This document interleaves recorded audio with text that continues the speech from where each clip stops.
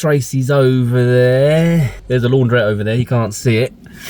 And we've got some boxes and some popcorn, but more importantly, we got some boxes. And I know you missed it, so I'm going to say it. Welcome back to the channel. If you're new to the channel, welcome to the channel. There was a little bargain in B&Q. We got some shelving for our lock-up workshop headquarters. 14 quid each shelving unit, which is awesome. So we've got a couple for Harley and Adam and a few for us. We might go and get some more because that is a bargain. But we're going to be building that in a minute when we get down the lock-up. And it's good to see as well, we're getting a bit more solar now as well. We're in the 1st of February today. And we've been getting up to 300 watts when the sun's poked his head out.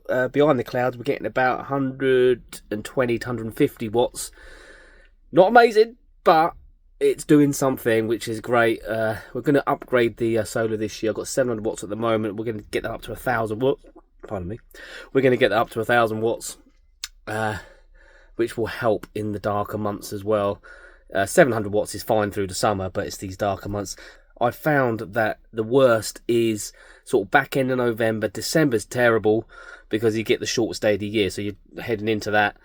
And then January is a bit poopy, but I've noticed by the end of January it's starting to get a bit better. Now we're into February, it is actually getting better. So hopefully we can stop using the EcoFlow pretty soon and not worry about it too much. Not that I worry about it. I don't worry about much, to be fair. She is back there somewhere, putting the washing away. There she is. Oh. Wasn't that bad in there today? It's all right, was it? Yeah. Sunday chaos can be, can't it? It is at the weekend, especially when it's raining. It just goes mental in there.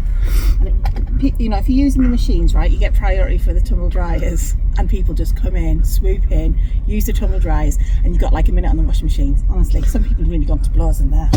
It's mental. It's like showdown at the laundrette. Yeah. Trouble in Little Littlehampton. Is that where we are? Yeah. Okay. What? Nothing. Okay. Carry on. Carry on. So what's the plan? I don't want there to be a plan. Look at it, it's a mess. That's the plan. Well, this is the We've idea. got some racking, haven't we? It was a good deal. B&Q. Good rack there, Show T-Bone. Look, upside down. That's what it's going to look like. But yeah, I think the shelves probably aren't deep enough to put the boxes. So really, All this crap up here.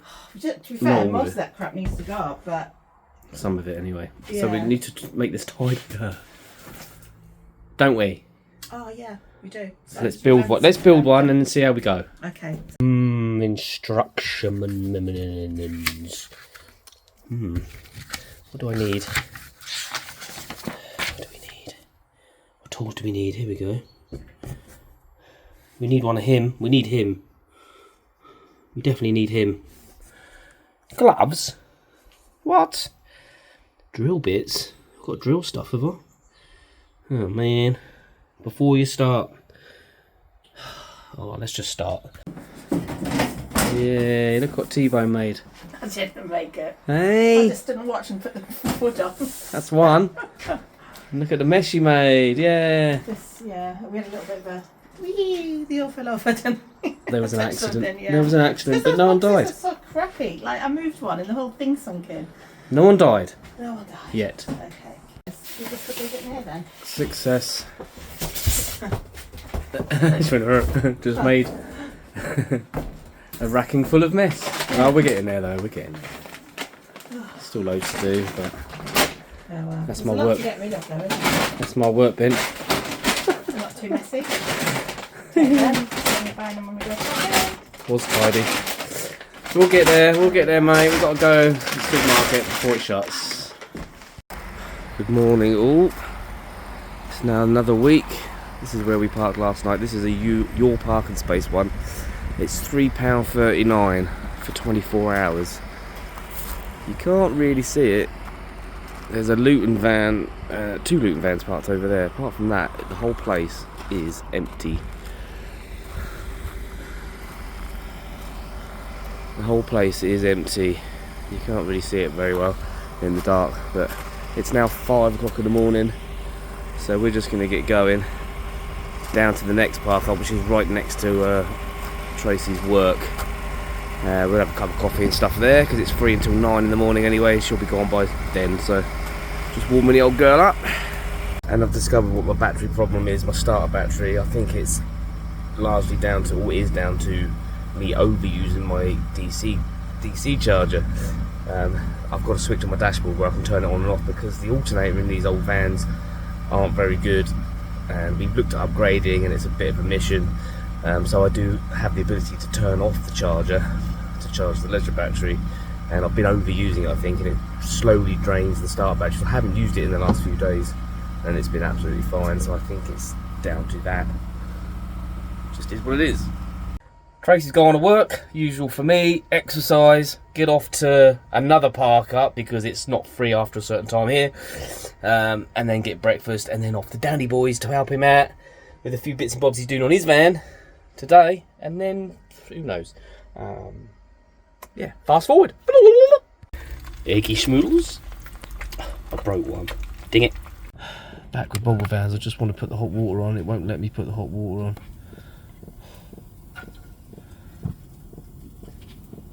What's it doing? Has it done it yet? No. Vans, I'm going to come in there. Air heating off, water off, on. Did it work? Finally. It took me 5 blooming minutes to get that to do that. Oh, I hate you. What's for dinner? Spaghetti bolognese. Supreme. Maybe. Oh, hello.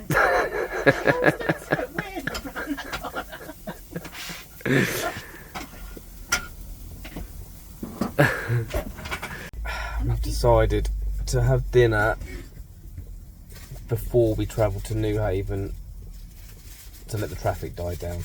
So we're back at Asda. Tracy's just gone shopping and we're having spag bog supreme. Not everything is supreme. Everything's supreme when you do it. Alright, baby. Isn't that right, mate? Alright, mate. What it is? No one can see you, they can hear you probably. Yeah. I'm gonna peep.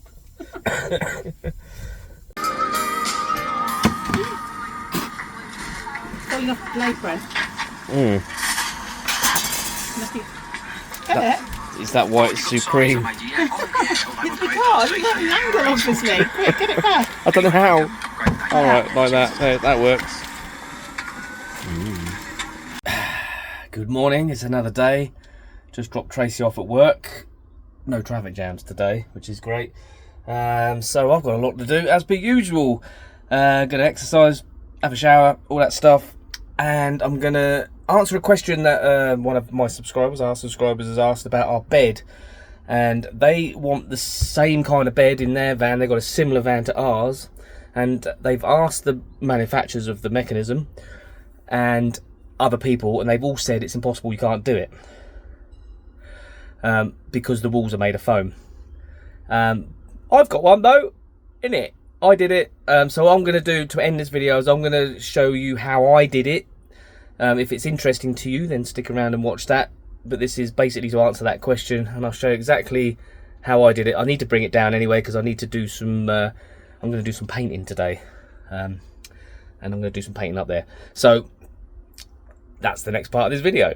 Right, so the person interested in this drop down bed has a similar van to me. I don't know what van they've got, but in this van you've got seating area here. That's the cab behind that curtain there.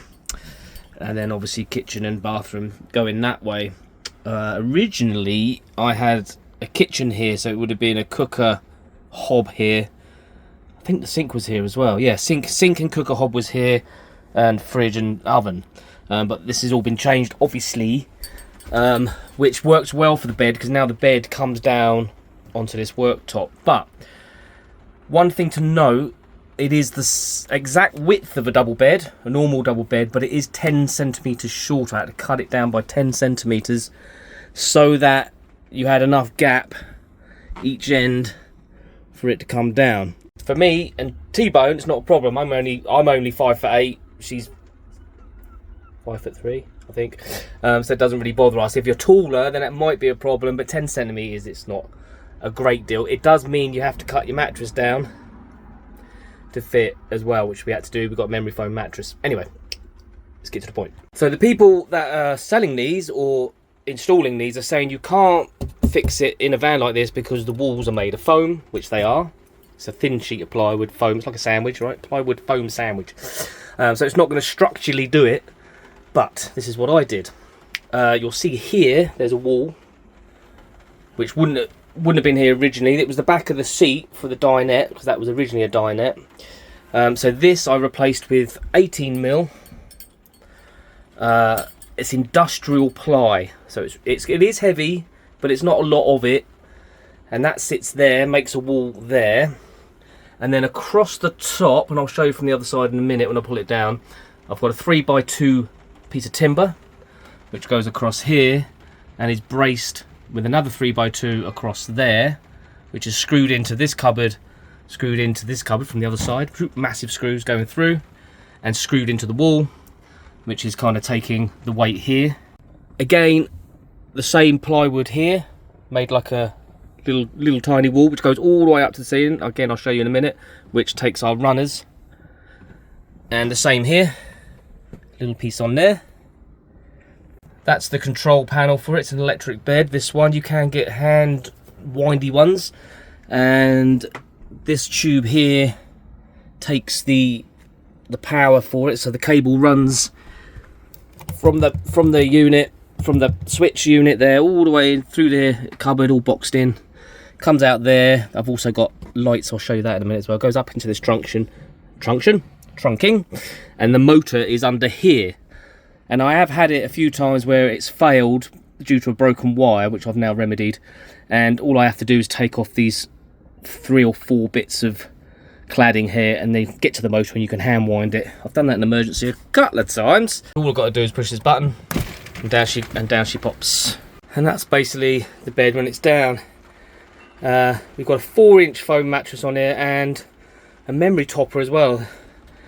Memory foam topper, yeah, on here as well. That's why it looks a bit like that, but it is dead comfy. And underneath it creates like a bunk bed. So we've got another bed here, which is our sofa, but it's also a single bed, so somebody can sleep there. And also up there you've got the overcab bed, which you can get to via this bed, which our granddaughter usually sleeps up in, and that's where we store the bedding. You could leave the bed made up, but it means that it's a little bit lower when it goes up to the ceiling, and then you have to duck down because the bed won't go up as high. But to get the maximum height on the bed, we find just take the duvet and the pillows off and shove them up there, and that works fine. You can see the plywood goes up to the ceiling, and that's screwed to the ceiling, and then the bed is supported by those, so it's screwed onto there with the straps. And then you can see, if I turn around, that's that wall there, and I've got it screwed into the beam there, and that beam is obviously screwed into that wall as well, and all the weight is going onto the floor.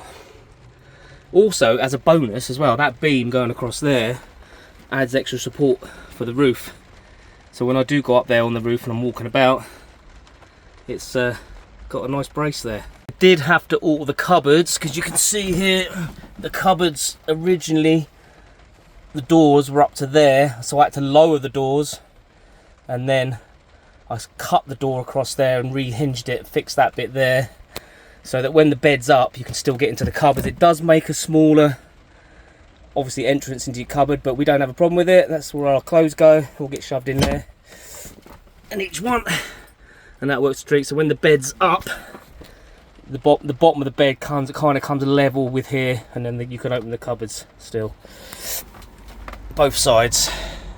And that's my view from the bed.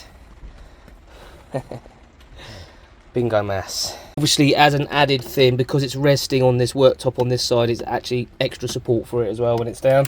3 years we've had this bed like this, never had an issue with it. There's no cracking appeared anywhere where the bed's supported, where the straps are.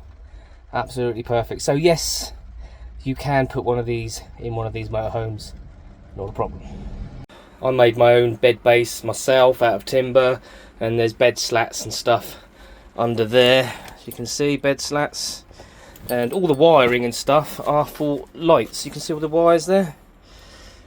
under the slats. That's all for the lights that are on the underneath the bed, so when the bed's up I've got fairy lights and I've got spotlights. Obviously you've got to consider the extra weight putting one of these things in. Like I said, we haven't had a problem with it whatsoever, and I wouldn't have it any other way because it's so easy just to bring that down and there's your bed. It takes literally 10 seconds to get bed ready. None of this making up sofas and all that stuff. So the only downside is you do lose a roof vent when the bed's up, but on a plus side it keeps the van a bit warmer, we find. Bit extra insulation, I suppose. Hopefully that's answered the question for you. Yeah, you can do it, not an issue. That's how I did it. It's been perfect. I'm going to leave the video right there for you. I hope it was informative for you and entertaining, and thank you for liking, commenting and subscribing. If you haven't, please like, comment and subscribe, and thanks to everyone that's bought us coffee. God bless you. See you in the next one.